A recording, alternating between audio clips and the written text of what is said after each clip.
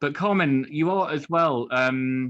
You are Iranian stroke Kurdish stroke sort of a Persian person in your background, and you were telling us earlier that you grew up in Iran and had a very sort of Western life, but there was another side of your family which is much more traditional, and the bed was an important part of their lives. Absolutely, Tom. Hi. Thanks for having me back again. Oh, And hang on. So where are you? Where are you, and who is your companion? so this is Jenny, who does everything from bed. So she's demonstrating the point, and uh, I've come to I've come to Florence, and I'm lying on this enormous, beautiful bed in my friend Christabel's flat, where I stay when I'm in Florence. Which, if people have read the Bella Figura, this is where I lived when I first came here. And I thought that for this event, I had to kind of prove the point. So Yeah. here I am. What have you got? So you got the dog there. You got a few other sort of handy comestibles within reach and smokables, I think. I have my tray of goodies here. So, we need that for our beds need to be nice and hard if we're going to, live from them, right? So this is a lovely hard princess bed, we call it. It's been made by an artisan in Via Maggio here in Florence. It's absolutely beautiful. And I've got a beautiful tray here with some goodies. And obviously I've got the dog keeping me warm. So, and I'm doing my best to lounge in as Persian a way as I can manage. So what you're doing really is you're starting to evoke images from the Rubaiyat of Omar Khayyam, Right? and that whole sort of that whole side of Oriental life, which was all about sort of lounging. Lounging, yes. Tom, in fact, I was just thinking when Mark was talking about that, it's interesting. He said it was the word comes from the Indo-Aryan people, and that's sort of, well, my people, I think Nadia too, right? Our ancestors. So in my culture, beds have traditionally played a big part, and actually we have them all over the place. So in traditional Iranian, let's say Persian houses, where you have the inner courtyard and a shallow pool, you'll always have these beds. What we call them is taht, and taht actually, even Persepolis, the great Achaemenid monument in the center of Iran, which was the center of the ancient Persian Empire, actually in Farsi is called Takht Jamshid, the throne of Jamshid, who was a legendary mythical king. It's called the throne of. Can I say that again? Because I just missed the translation. What was the Farsi word? Takht. Yeah.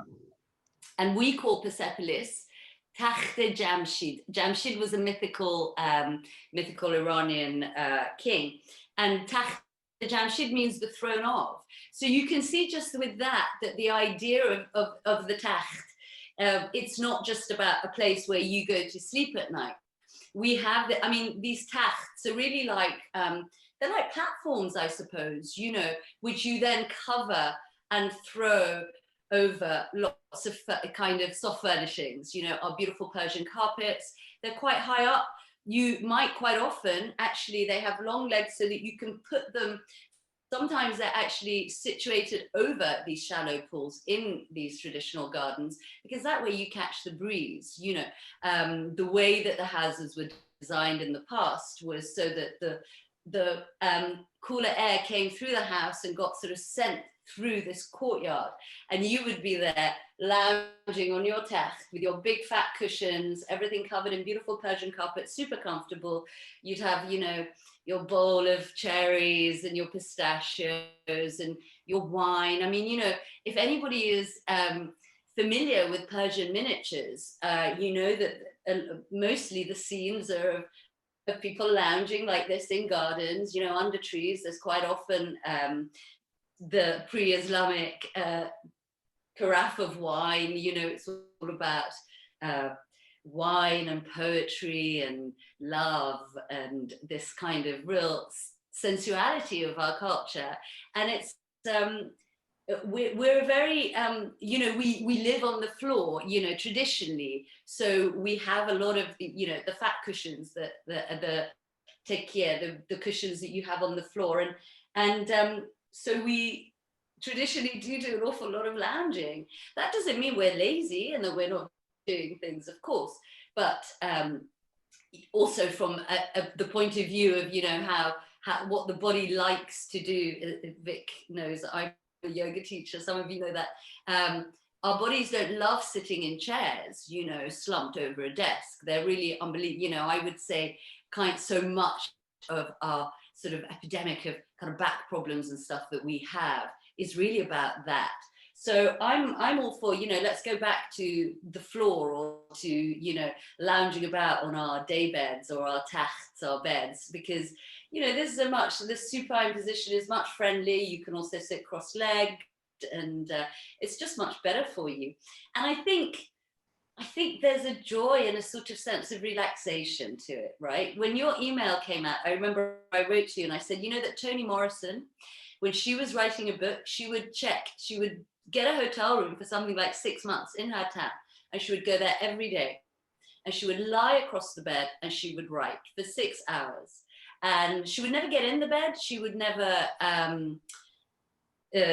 you know, didn't want them to change the sheets and clean the room, but she said that she got calluses on her elbows because she'd be lying like this writing.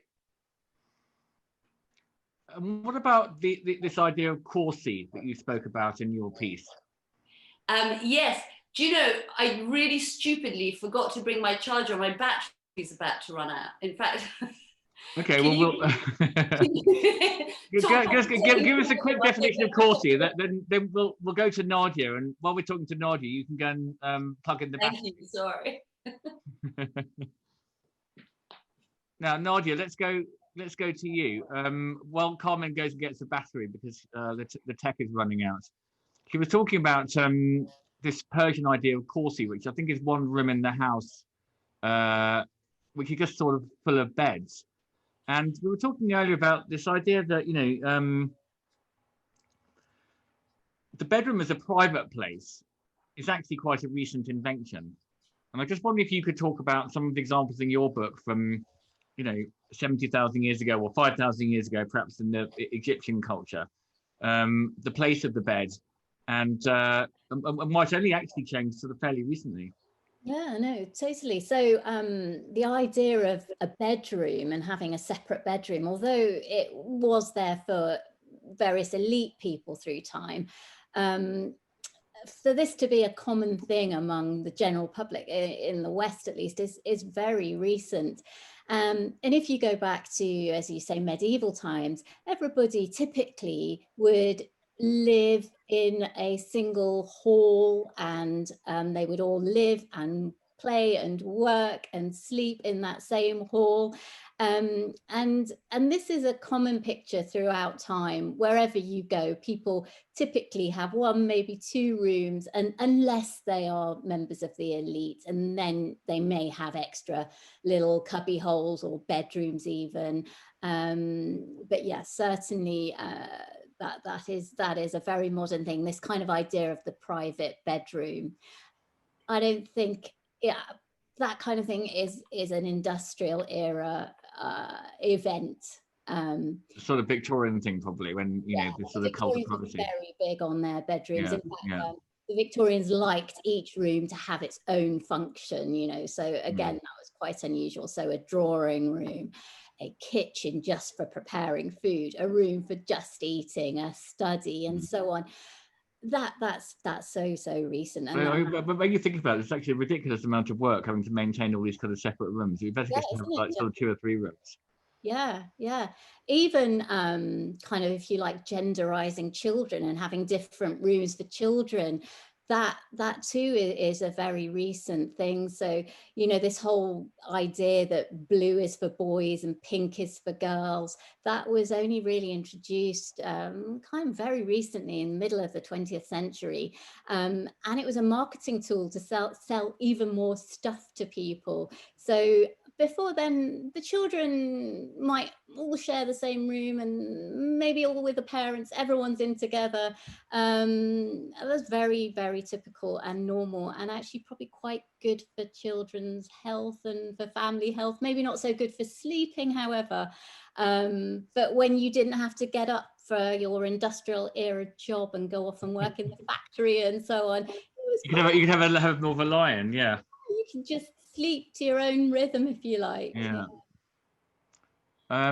So there's quite a sort of idler thing to this. You're saying it was the Industrial Revolution that sort of imposed clock time on people, and we had to get up earlier. And then now sleep's become this kind of strange obsession. I mean, it's become almost like a sort of competitive sport in Silicon Valley, hasn't it? Where people have apps and they kind of come into the office and compete about who slept better and so on. Yeah. And I always think all you really need is like, 3 bottles of Doom Bar and you just fall fast asleep, and that's all that's really necessary. You don't need to kind of wire up to a computer. Well, that's absolutely true. And, there's been a boom in coffee drinking, hasn't there? Because people want to stay awake. It's not a coincidence that coffee gained such great popularity during the industrial era as well, and particularly more recently. And sleep pills, yes, that they've had a massive boom over the last 50 years, even though there were sleep remedies going right back when. People used to take opium and all sorts of things to help them sleep, and the Germans used to have a little Schlaftrink before bed. I was going to say, Kamin, surely opium smoking was one of the features of the courses in Persian culture. Probably it's still today, I should think. Probably. I mean, I didn't come across it, but I do know that it definitely it is a part of the culture. That you would traditionally, the men would go off after dinner to a room where they would lounge and smoke their opium, and all sorts of, I'm sure, interesting things would come out of that. It's funny what Nadia was saying. I was, when I was growing up, I said in Iran, obviously we lived this very modern kind of westernized lifestyle, but whenever we went to, let's say, my grandmother, more traditional members of the family, and still now, some of the more traditional members of my family in Iran live the same way. That concept of everybody having their own rooms was, my mother was one of 12 kids. They couldn't each have a bedroom. They lived in what was a big house, but they all, and they grew up somewhere very, very hot. So actually their bedroom, as it were, they only slept inside the house for 3 months of the year. So in the summer, they would all move to the roof because it was so hot, and they would all sleep there. And in the autumn and the spring, they would sleep in the courtyard, and only in the winter would they sleep in the house, And I was telling you before, one of my fondest memories as a kid was being, at my grandmother's house or someone's. And even when I go back to Iran now, you'll have a pile of mattresses in the corner of a room, and when it's time to sleep, they come down, and a room gets covered from one end to the next with mattresses, and everyone just lies down and sleeps at different times. And as a kid, that was a thrilling way actually to live, with this sort of massive adults and cousins, and I used to. It's like doing those big sleepovers as a kid. They were really good fun and sort of quite natural. And when you think about it, it's a bit sad, lonely, putting one child in a sort of bedroom on their own. Yeah, Tom, it's exactly the same in Pakistan and India. Even now, people have these charpoy beds that are very lightweight wooden beds that, like Kamin says, you'll just carry through the house, put on the veranda if for the cool of the night, bring them back in. And people don't have their own beds, a bit like sort of old-fashioned pallet beds. People will just move around and sleep on whatever bed they want to sleep on. You don't have my bed, your bed, my bedroom, his bedroom. It's just free flowing, if you like. So exactly the same as Carmen's finding. Yeah. But Nadia, what about working from bed? I mean, your book goes into some examples of this from early times, and I think, well, there was certainly some royalty work from bed, weren't there? Oh yeah, the French kings were particularly keen on working from bed, and that probably reached its zenith under Louis XIV. So he was 1643 to 1715, and Louis XIV, my goodness, he had a big ritual whereby in the morning he would wake up at, let's say, 8:30, and he did everything by clockwork, and first of all, he'd be woken up by his physician, given a kiss by his nurse, and then various waves of people would come. And he was working, although he was getting dressed and he was having his morning soup and so on. These waves would come in and ask him questions, ask him favors. And it was a sort of barometer of their intimacy with the king as to which wave they were in. And they'd pay good money to, in fact, have his counsel in his room. And this would go on. And, you know, by the end of the sort of 6th wave, there'd be about 100 people in his bedchamber. And then he'd spend all day kind of governing France from his bedchamber until the evening. And then a kind of going to sleep ritual would follow, and it would be a smaller version of the waking up ritual. But absolutely, he was ruling from his bedroom, his bedchamber, and his bed was the centerpiece, and it was designed to impress. It was, you know, absolutely beautiful. Although at his palace at Versailles, he did have about 400 beds. So, you know, he was keen on his beds. But yeah, absolutely. But he had the choice of 400 different beds. He did. And he used to give beds as presents as well. Because you must remember that the bed was often the most expensive piece of furniture in a household. And it was a luxurious thing to have a bed. You know, oftentimes people were just sleeping on mats and things like that, or on small pallets and so on. In fact, that's kind of the truth throughout time. So to have a bed was a sign of great wealth. You know, Samuel Pepys, he even writes in his diary, oh, you know, how blessed am I that I have a second bed to give to my friends. You know, because this was an unusual thing to have more than one bed. And yes, so our Louis XIV had at least 400 of them. But didn't you have an example of going a bit further back from, you know, Egyptian times or the Sumerian era? So with respect to elite beds, or just generally governing from beds and things like that? Yeah, generally governing from beds. Okay, and, you know. so someone like, let's say Tutankhamun, one of the most accidentally famous pharaohs, accidental because he was only a boy when he died, he was 19, but when his tomb was discovered, it was fully furnished, and that was a real rarity. And every part of his life was documented by the court, and he would in fact use his bed to work from, to govern the country as well at some level. But it was a very that's an example of privacy, however. So to be part of Tutankhamun's inner sanctum was a special thing. But yeah, absolutely, the bedroom was a place of vulnerability, but also of you know, sacredness. And he was a boy king, a god of sorts, if you like every single pharaoh was in ancient Egypt. Yeah, so we have so many examples. I mean, straight up to Churchill, of course, in ruling, you know, governing the war from his bedchamber. So yeah, so Churchill was, I mean, I suppose you wouldn't really call him an idler, but he didn't really care, and he had naps every day. He said that allowed him to get more work done.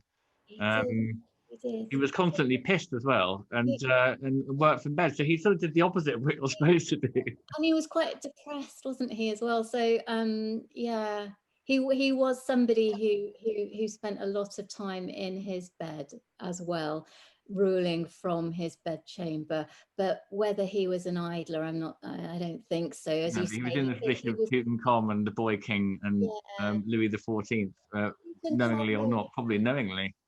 Yeah, no, I mean, in ancient times, so in ancient Egypt or ancient China, indeed, every movement of the king would be scrutinized. So everybody knew what was going on. There was no sort of private life in that sense. But so what about because nowadays bed is almost a synonym for shagging, or but I guess in before, whenever bedrooms became much more private, sex would have taken place elsewhere, I guess, or not. So when the anthropologist Malinowski went off to the Trobriand Islands, and he looked at what sort of pre-industrial people were doing, he said that yes, just took place in the household, and parents would tell their children just to put a mat over their heads and not watch, that kind of thing. But it does depend on the place and the time. Yeah, it varies across time. Kamin, do you think that there was, I mean, when you went to see your family members and they were all sort of living in one room, and everyone slept together and the parents were all in the same room, I mean, were there any awkwardnesses because to your sort of semi-Western, temperament or views? I don't remember any, but there are certainly tales of yes, shenanigans.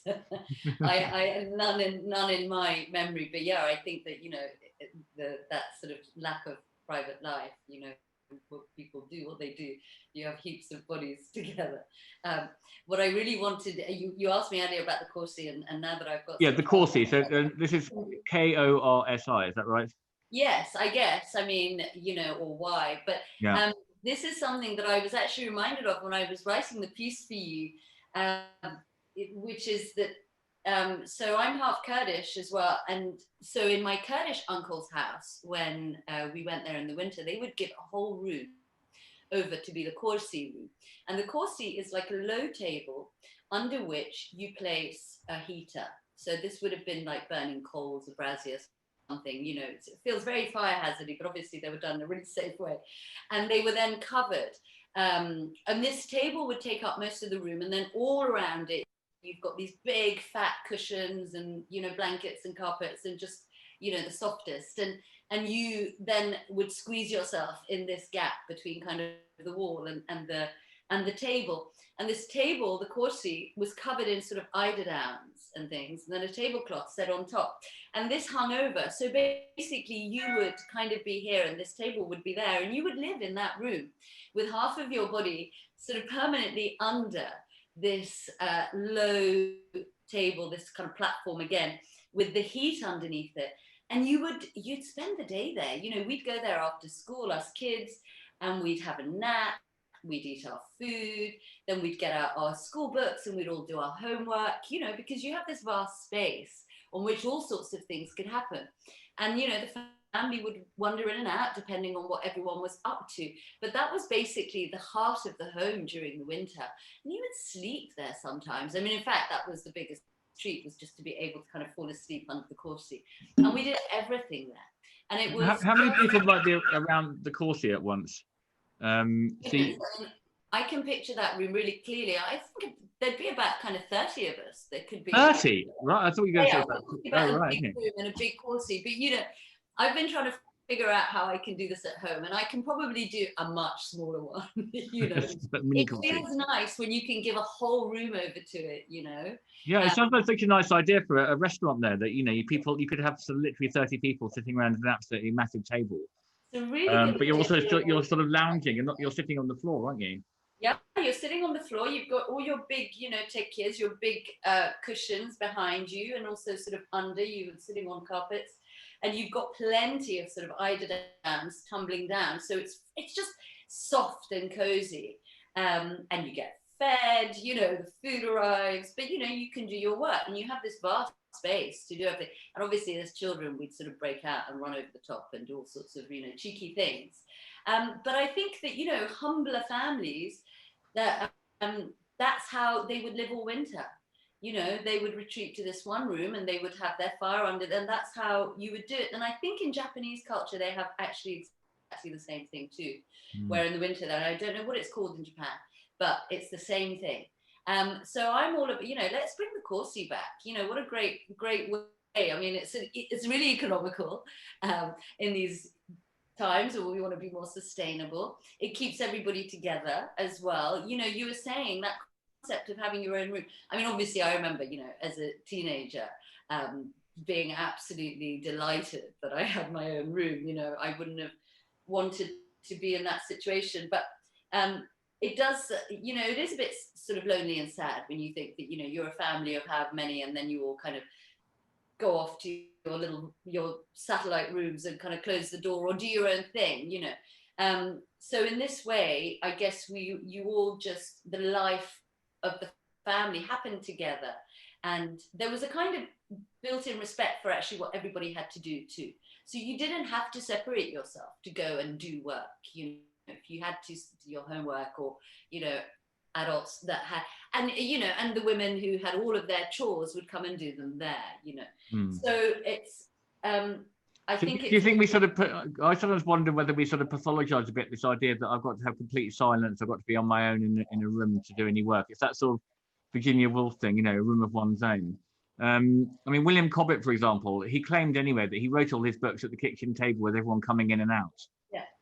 Yeah, I mean, you know, Tom, I think, you know, I teach a writing course, and actually, in fact, one of my lessons is called A Room of One's Own. And what we really talk about is about the fact that somehow that sort of room of one's own, you need to create those conditions somehow inside of you, because it's very, it's wonderful if you can have a room of your own and have complete silence and have no one ever come into, you know. I remember seeing Tom Stoppard speaking a few years ago at a book festival, and he said, you know, if anybody else comes into my flat, I can't write, like his whole flat. And I understand that. I get very disturbed and distracted too as a writer. However, when I'm really into what I'm writing, I can also do it, you know, on a bus. So I'm not saying that we're self-indulgent, but I think that there's different ways to make that space for yourself. And it's also about the people that surround you, right? So if you are around a Corsi, then other people respect the fact that, you know, you're working, that, you know, you're allowed to get on with it. So that sense that, you know, people can be doing all sorts of different activities at the same time. You know, you don't need this kind of special corner for that particularly rarefied, you know what I mean, rarefied activity. I think it just makes the role a bit more kind of open. Yeah, it's amazing when you think that, you know, I suppose that's the great thing about anthropology and archaeology as disciplines. They make you realise that the way we live now is just merely a historical accident, a little sort of blip, and perhaps not normal at all, and would be seen as insane by people in other cultures or other times. And so much of it is exactly, you know, as Nadia said, it was about the industry. It's about you know, it's about us being workers. You know, we have and Nadia will know this much better than I do, that people traditionally didn't go to bed for like 8 hours at night, sleep the whole night, and then, you know, work all day. You know, you'd often have your day split into sort of 4-hour chunks, wouldn't you? And you'd go and have a nap, you know. And now this idea that if you take a nap during the day, you're lazy, or if you stay in bed during the day, it's because you're depressed. You know, there's something kind of that's been sort of pathologized, you know. So this idea that you have to, you know, we need separations for things. When we're working from home, us freelancers know, you know, you go crazy if you're always in the same space. But you can create those separations and those rituals yourself also, you know, within yourself, and find different ways to mark that. The idea that you have to go and sit in an office in a really, you know, I'm the worst person for this, in an unnatural environment, under neon lights, bad for your body, all of that. And it's not particularly productive, you know, and you're all fighting the sort of post-lunch slump that you get. Whereas, you know, I go off and have a little 20-minute nap on my day bed, which I think just makes me more productive. Yeah, it's natural, that sort of noonday demon time. It's the time when you should sort of just close your eyes for 10 or 20 minutes.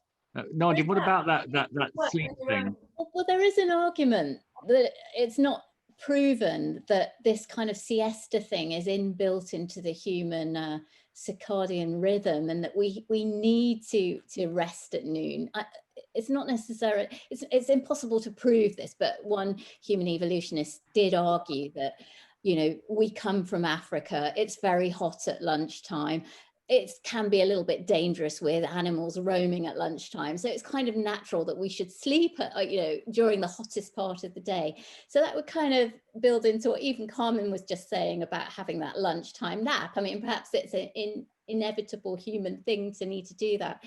And in terms of sleep, yes, absolutely. There's been a lot of studies into how people sleep without lamp lights and so on, disrupting our natural rhythms.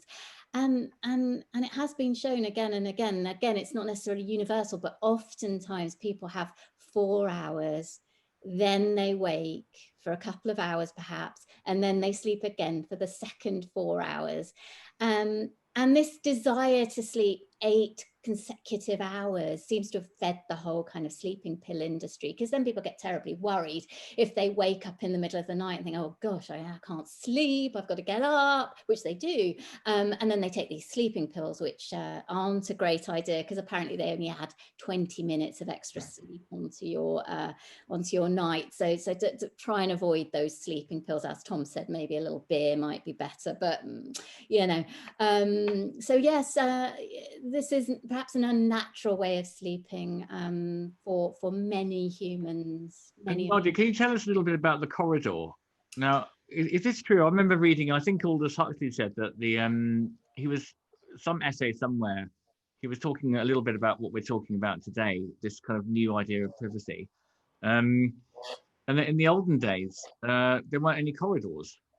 The corridor was an invention, something like the fork. It was like a 17th or 18th century invention.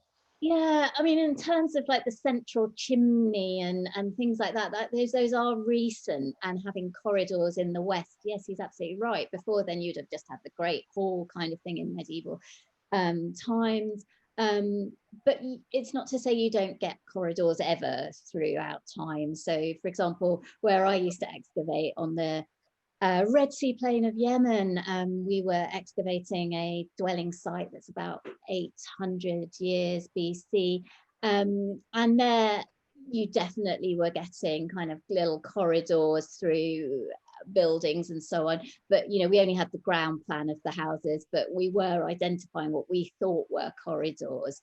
I should dig, but it must be such absolutely fascinating work. By the way, before we go back to Mark and then some questions, have you got another book on the go, or are you going to pursue your interest in bedology or become the world's leading? Well, you already probably are the world's leading bedologist.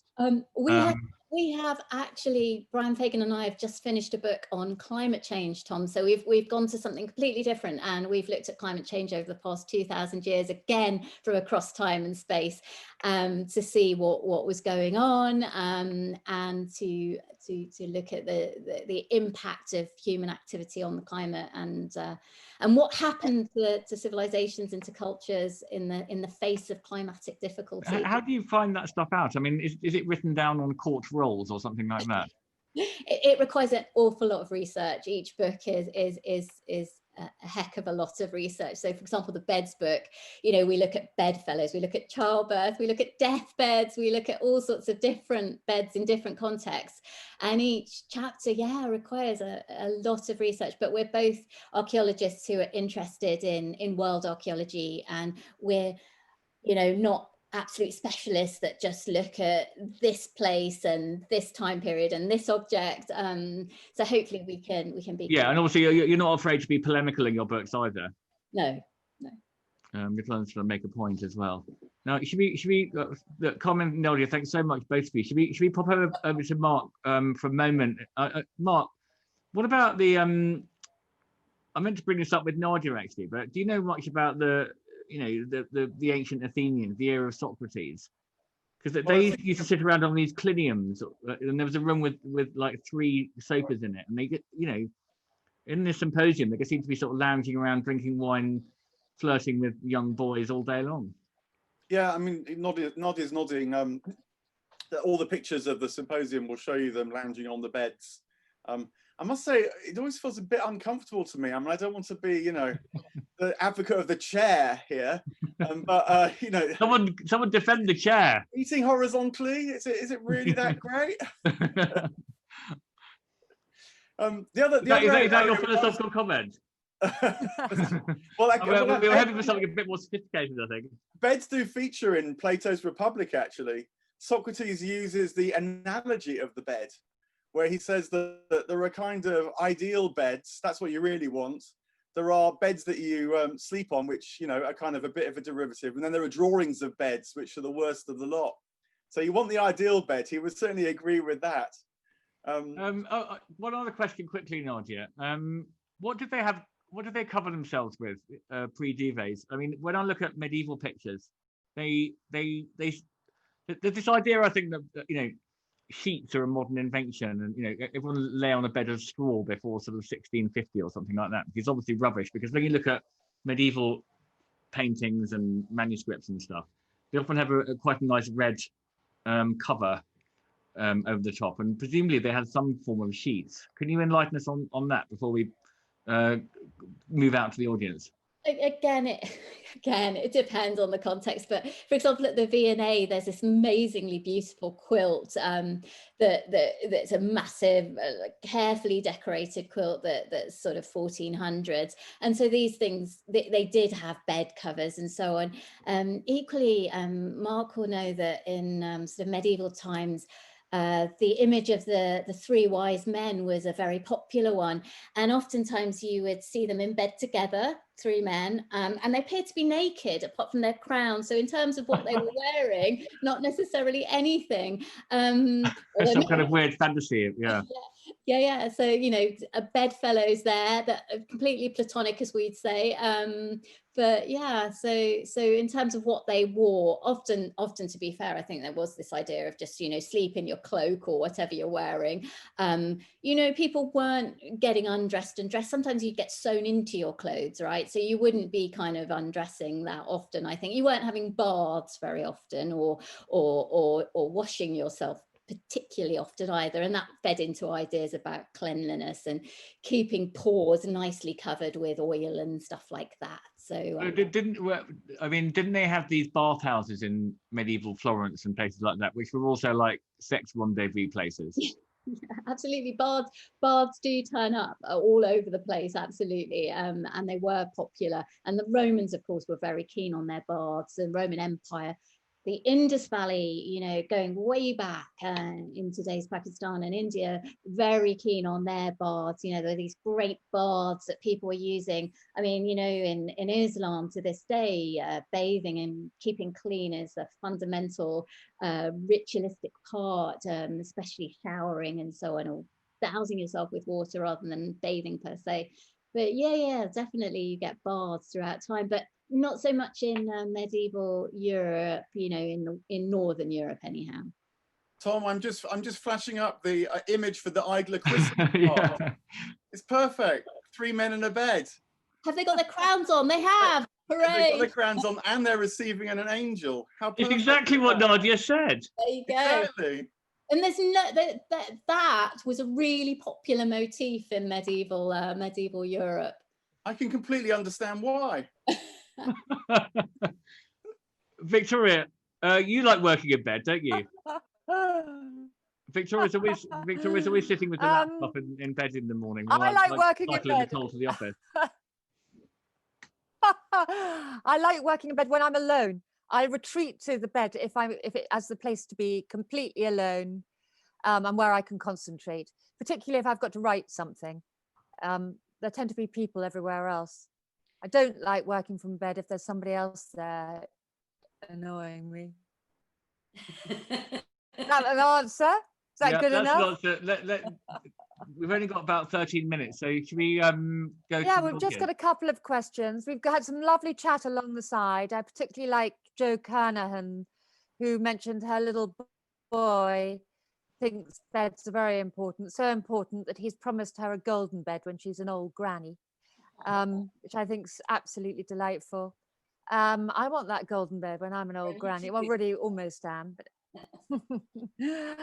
But we've got a question from Andrew, following on from the Greeks, actually. Andrew, would you ask your question?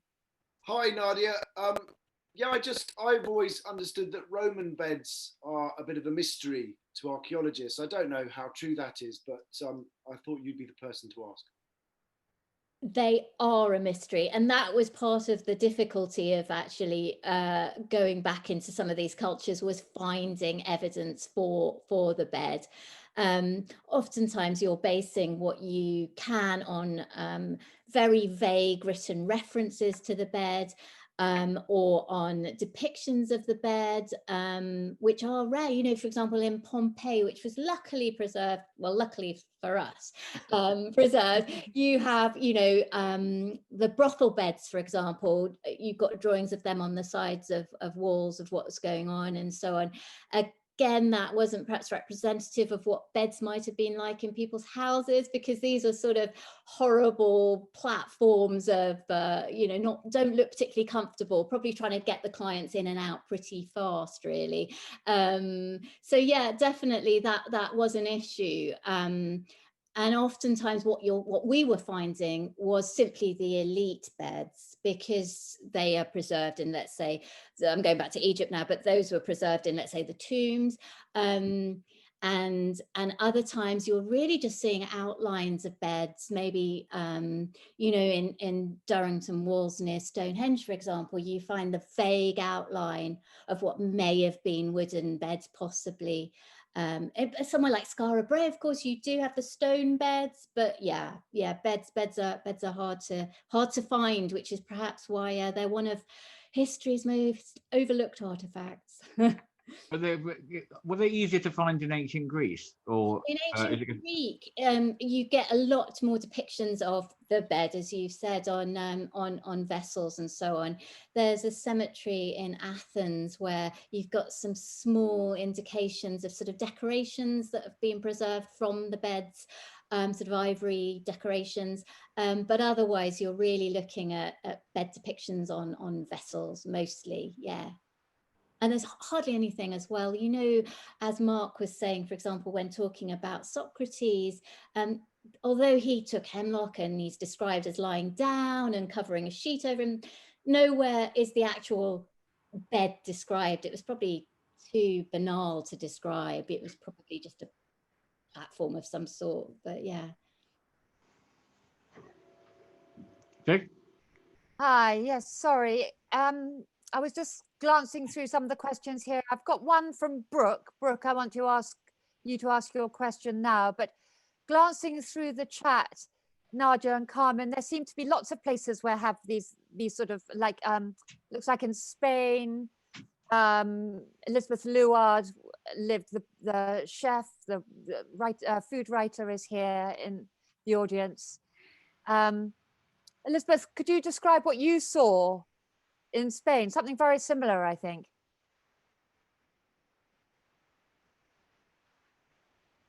Maybe she's not there. Brooke, let's go to you. And can we have your question? I'm here. You're here, Elisabeth, quickly, yeah. Okay, quickly. It was a mesa camellia. I had one myself. It was a round table, except mine was rectangular. And you had a brazier filled with charcoal under it. And you put a big blanket on top and then hitched the blanket over your knees so that the lower half of your body was always warm. It's brilliant. That's it. Carmen, is that what you're talking about? Something quite similar? Yeah, lovely. Thank you. That's great to know that. That's great. Thanks, Elisabeth. Yeah, Brooke, you had a question which I think loads of people are interested in, actually. Yeah, I've got just one comment first, and that is, if I spend too much time in bed, my hips and my legs need help. But I love the bed. So menopause and the bed. Can you address menopause and the bed for those of us who are sleepless a lot of times? Should do to Carmen. I bet you may have thought about that. Maybe. Well, it is true that there is that interesting moment in, period stage, let's say, in a woman's life where, I find me and my friends are quite often going, oh, were you awake between 3 and 5 too? Every morning. And that can be really stressful if you've got stuff to do the next day, obviously. Like if you have somewhere to be. It's, I don't know really about that. I personally don't find it very stressful when I wake up in the middle of the night, because I lock down, but also being a writer and in permanent sort of isolation, I kind of, if I don't have to go out to an office and work, I know that I can also take a nap maybe at some point the next day if I need to. So I'm really lucky that I have that kind of freedom. And also mentally, I overcame that block of kind of going, I can allow my body to rest when it needs to rest, Yes, I've gotten used to it as well. But it at first it was just a pain in the ass. Yeah. I don't know what to suggest other than, there's all, I find the things that affect me that help me is there's certain breathing practices before bed that can often give me a good night's sleep, even in spite of the hormones. There are certain yoga practices, you know, there's a yoga nidra, which is like a very deep relaxation. You can find lots of them online that can be really helpful for, even if you're just lying there and you're awake, it can be really helpful for just getting you into that kind of very, very deep relaxed state so that you're not maybe stressing out, you know.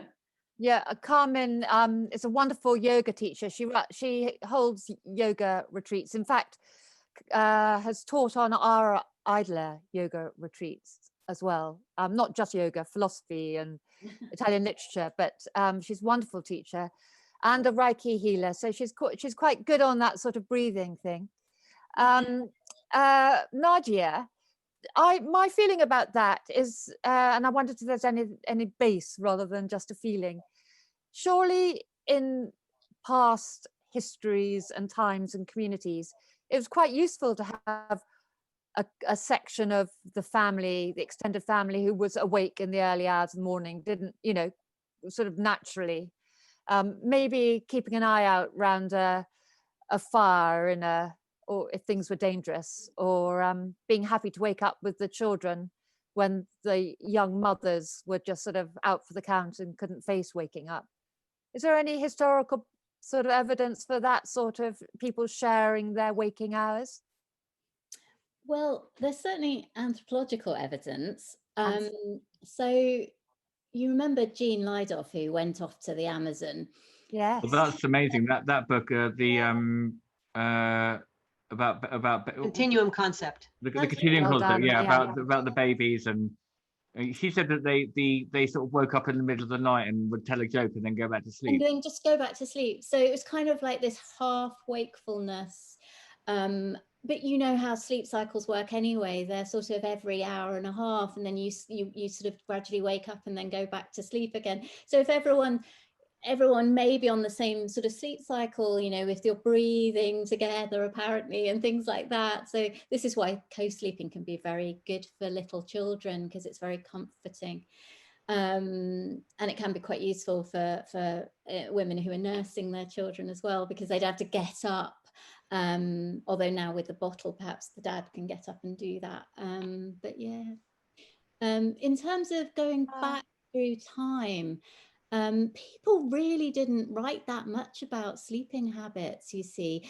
That's why this whole idea of a first sleep and second sleep only really got recognized about 20 years ago, because this kind of sleep segmentation thing, because nobody was really writing it down. It was something that was just a known thing, if you like. So for example, in one of Dickens's books, he mentions, oh, he got up from his first sleep, without further comment. So I'm absolutely sure that other people would have, if you imagine also sharing a bed, which was absolutely common and typical, then if you have lots of the whole family together in the bed, then it is a case of, you know, who's waking up when and who's looking after what children. It's perhaps not so much of an issue as it is now, when, you know, child A is in bedroom A, again, as Carmen and co were saying, you know, with all the different rooms, then it becomes more of an issue and a kind of bore. And I think we've got very far removed from our natural habits in that sense. Absolutely fascinating. Nadia, thank you so much for coming and giving us your time. Carmen, thank you too from your beautiful bed. Should we all unmute and give them both a wonderful round of applause?